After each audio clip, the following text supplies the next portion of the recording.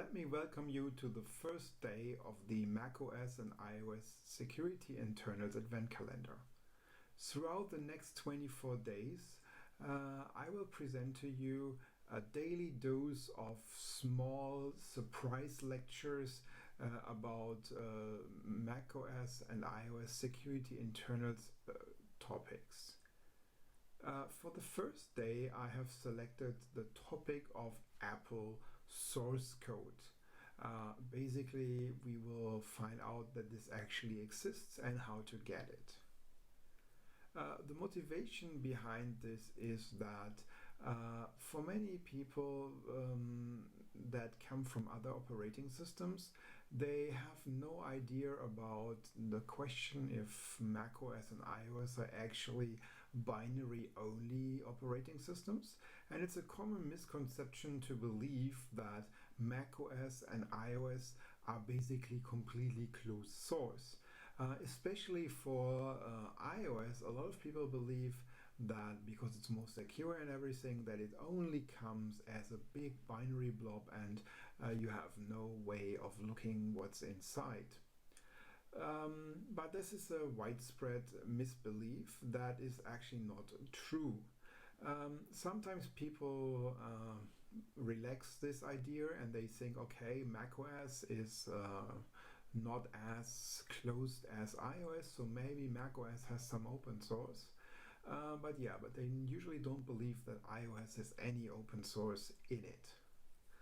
And of course, for everybody who's already more keen into this topic, they will already know that this is not really true. In reality, macOS and iOS share a lot of the code, and so when one part uses an open source component, then the other part will also use an open source component. And open source is actually really used in both systems, both in the user land but also in the kernel land. Basically, most of the kernel is basically open source.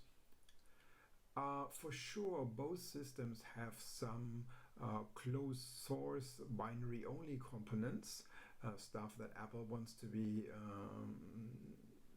kept secret, or stuff that comes from third parties. But that's just some part. And in other parts, both systems basically use general open source software that you will find on any other Unix suite system. Sometimes they use it directly, and sometimes they have a bunch of Apple specific exchanges.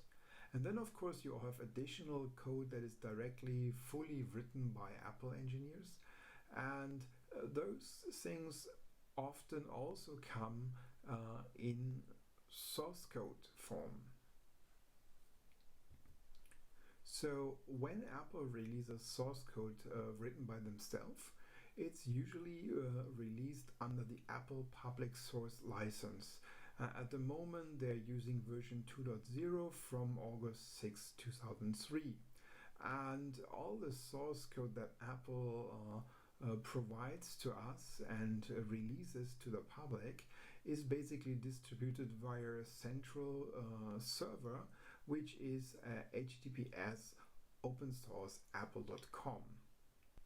So when it comes to Apple open source, I have to give you a big warning. So just because Apple releases something as open source, it doesn't actually mean that it's fully complete. So there could be missing files. There could be actually, the files could be there, but the code is missing. And sometimes they have intentionally actually stripped code from the files because it's something new and fancy, like a new security mitigation that they don't want the world to see just yet, and so they just strip it from it. It also doesn't mean that when they give you out a specific version of the code that you will always have all versions, basically, for example, they release a lot of macOS versions of code, but they don't give you the exact code that they use for iOS. So it's not all the versions and all the builds that they make available. It also doesn't mean that there are timely releases of source code. So basically, whenever there's a new macOS, you often have to wait a long time for the source code for the recent macOS to become available. And there's no real plan or a public plan when source code gets released. It is most of the time just a surprise that Apple has decided to drop a new version of the source code.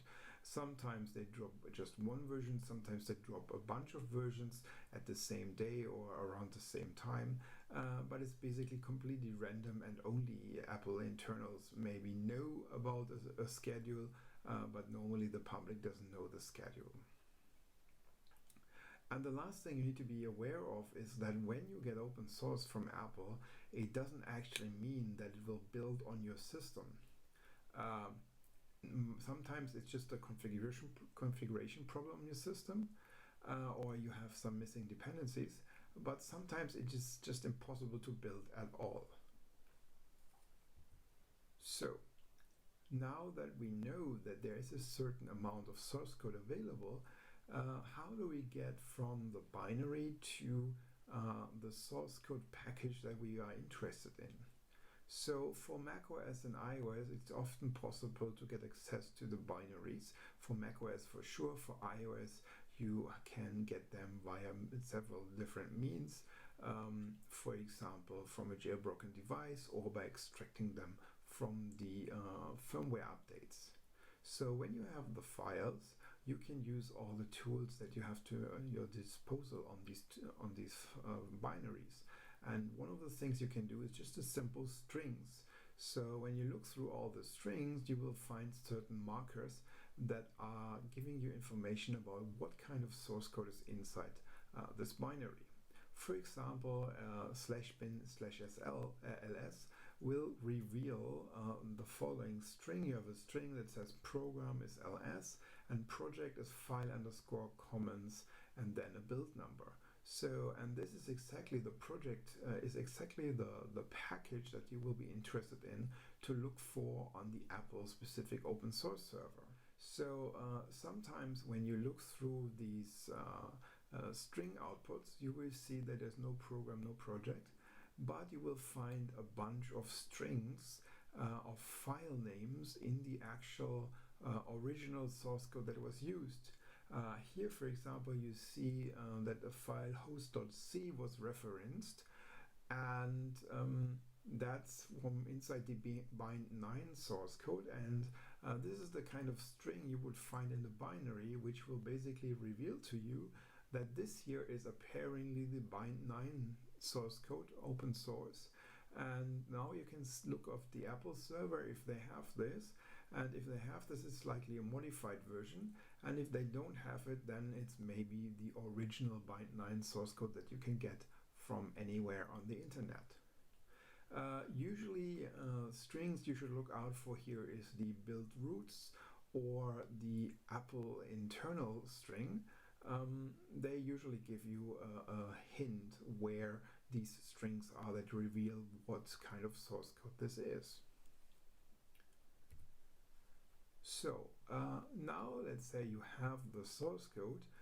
The next step would be to actually compile the source code. Compiling, as I said earlier, there could be a makefile system, so you just run the makefile, but usually you do the compilation via Xcode.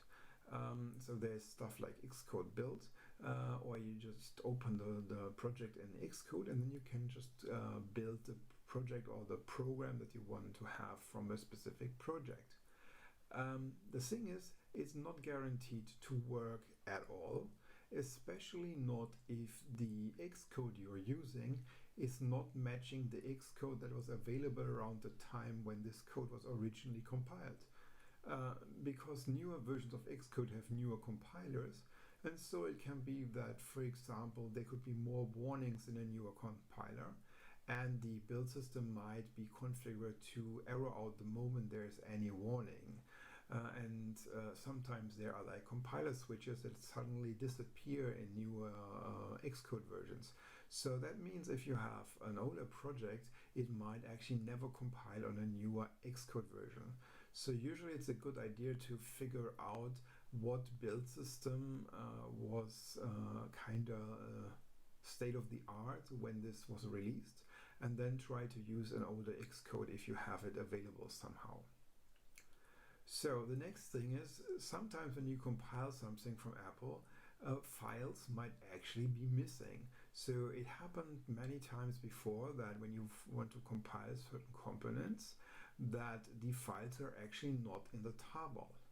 Sometimes the reason is that there is some other unknown tarball that contains the files, but sometimes it's simply missing and you have to get them from somewhere else. In other cases, files might be actually available, but functions are missing, or they are referencing code that is actually commented out for you, or because Apple did not provide the source code. So that means not always when you get source code from Apple, it's actually complete and can be compiled.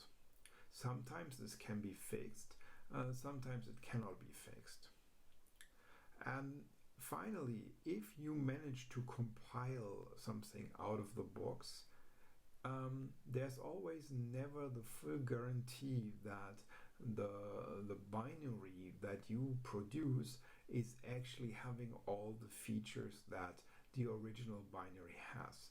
And this is the reason because Apple sometimes just strips code from the source code for whatever reasons. It could be a new security feature, a new security mitigation that they want to keep private. And that means that the code that you produce actually doesn't have the code that is really interesting in it. And so you will never actually reproduce the same binary at all. As you can see here, I already loaded the website into Safari, and this website used to be a very nice technical website where you can get access to the open source code from Apple. But recently Apple changed this to be all more fancy and Web 2.0 style. And usually what we were interested in is the actual source code itself. So what we will go for is directly click on the releases. So the releases would then give us the option to see what system are we interested in. So are we interested in macOS or iOS? There's also some developer tools stuff and the OS X server, the old one. So let's say you are interested in iOS. This is actually the bad news for you, because if you're interested in iOS and you look at what is actually released by Apple, you will see that only a very small amount of packages have been released here, and this is namely WebKit here and libiconf, and nothing else is basically released, which doesn't mean that iOS does not use any open source. It only means that Apple is not willing to give out the source code for basically everything that's used on this specific iOS version. So the specific build numbers that are used on iOS, they are not available. But as I told you earlier, iOS and macOS share a lot of code, so that means that actually when you're interested in some iOS stuff, you can usually find something that is very similar in macOS. When I say very similar, it basically means most of the time, most of the stuff is the same, but there could be slight differences, and it could be that in iOS there's something used that the macOS open source code actually doesn't have. And also over the time, Apple keeps redesigning and redeciding how much they actually give out and so on. So sometimes certain versions of source code have certain files, and then the next version don't have them anymore. So this is always like hit and miss. It's best to actually have all the code from Apple. Then you can always look back in older versions to see if they basically stripped something or not. So okay, let's assume we look for macOS, and we can see that macOS 13 is here the latest thing. 13.0 is at the moment the latest source code available. And this is what I said earlier. If you are interested in something newer than 13.0, if it exists at a certain point of time, it doesn't mean that this will be available anytime soon, because Apple keeps deciding when to release this on a completely random schedule. So let's say we look into this and see what's available. And we can see, okay, now for macOS there's a far more things that are available. And when you go through this, you can see, oh, there's so many things. And you can see we have zipcode, zlib, the set shell, we have even the Vim code, and a bunch of stuff. The question is now, what stuff here would be interesting for a security researcher? And there's quite a few things that are interesting for security researchers. Let me just show you a few things. First of all, we have the libc here. Libc is usually interesting because that's where all the C library is, and that's most probably interesting for any kind of exploit development. Then you have stuff like, yeah, of course you have OpenSSH and OpenSSL, but let's ignore that. Then you have security. You have security token D, so that's stuff that is security relevant. Yeah, you have smart cards code here. Then we have, let me see, we have the dynamic linker here. So dynamic linker, of course, is responsible for doing all the loading of libraries and stuff like that. So that's potentially very security relevant. Yeah, so the kernel extension tools may be security relevant for macOS at least. And libmalloc, so this is the actual malloc implementation that is used by macOS and iOS user space programs. So obviously that's interesting from an attacker's point of view. We have libsecurity LDAP. We have a bunch of more stuff. Let me just pick certain things. We also have here the Objective-C runtime. So if you have any interest in Objective-C or Swift, then this here is the starting point. There's also a Swift, no, it's Swig, it's actually not Swift. No, so basically this is what you are interested in then. We have a bunch of security things here. Of course there's sudo, yeah. But when it comes to one thing that is most interesting for a lot of security researchers, then it's this last one here, the XGNU, because XGNU is the actual kernel used in macOS and iOS. And so this here basically would give you access to the source code of the kernel. And yeah, so whenever you have selected something that you are interested in, you can then click download, which would download the tarball directly. And alternatively, you can click on GitHub link here, which will open the project inside GitHub. So there used to be a large archive of tarballs on this same server, but Apple has decided to remove this. Nobody really knows why. It's actually, in my point of view, a very bad decision, but well, they have their reasons. Maybe they cannot, or they want to save the space, who knows. But the point is, you now have to use this GitHub and download, and best to basically archive this stuff yourself. So let's click on the GitHub for the kernel right now. So we can see we then have a GitHub view of the kernel source code.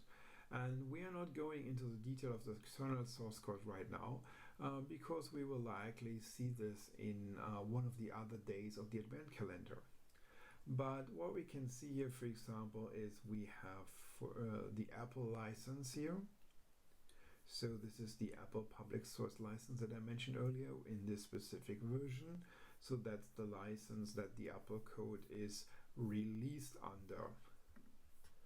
So yeah, so that's basically the kernel source code with a bunch of information, and it has all the stuff that you would normally assume from a GitHub. So you can get the code, you can basically download it, you can get it from the GitHub via Git and all this kind of stuff. Yeah, normal GitHub usage basically.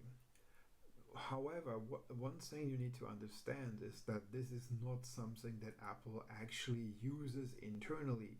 So you are not getting internal GitHub, internal Git logs of internal Apple development. Instead, whenever they have a specific distribution, they just push it into this Git here, and you don't have like the comments from the Apple developers internal that will tell you, oh, we had to fix this here because it's a bug or something like this. No, you only get like the whole change between the revisions that Apple releases. The last thing we can have a look at is to see in detail what are the names of the packages that we are interested in regarding certain binary files. So for example, the dynamic linker is available under user lib dild. So we can run strings on this and do a more. And we can see immediately when we do this, in the very first line, we can see here that dild is coming from project dild 957. So you can then look this up on the Apple servers and basically download it. We saw that earlier, by the way. So another interesting piece of code is the launch daemon. So when you go to sbin launch d and do the same thing again, you can see again that we have this here. So launch d comes from libxml and this specific version. So now the problem is, if you will want to try and look this up, you will see it's actually not on the public Apple servers. And so the thing is that at some point in time, a long time ago, Apple decided that they don't want to give out the source code anymore. So originally the launch D source code was available up to a certain version, and then Apple basically just decided no, not anymore, and so they're not giving this out anymore. The same is, for example, also true for things like the Core Foundation framework. For whatever reason, Apple decided at some point, no, we are not giving this out anymore. In the old days, basically Apple often just claimed that they would give out the Core Foundation source code later on. So it was listed on this website of opensourceapple.com, but it was always had a specific note there like released soon or coming soon. But this coming soon was basically Apple's speech for will likely never come out at all. And yeah, so at some point they just stopped pretending and they removed this CF source code and they're coming soon, and so they basically just don't give it out anymore. Yes, so that was this, and now I told you that this boot root thing, boot. So we can just look for that. Not boot root, build root. So we can just grab for build roots in. Let's see if we have something in sbin. So we actually have the APFS code that uses build routes. So let's have a look at this. If we do strings on it,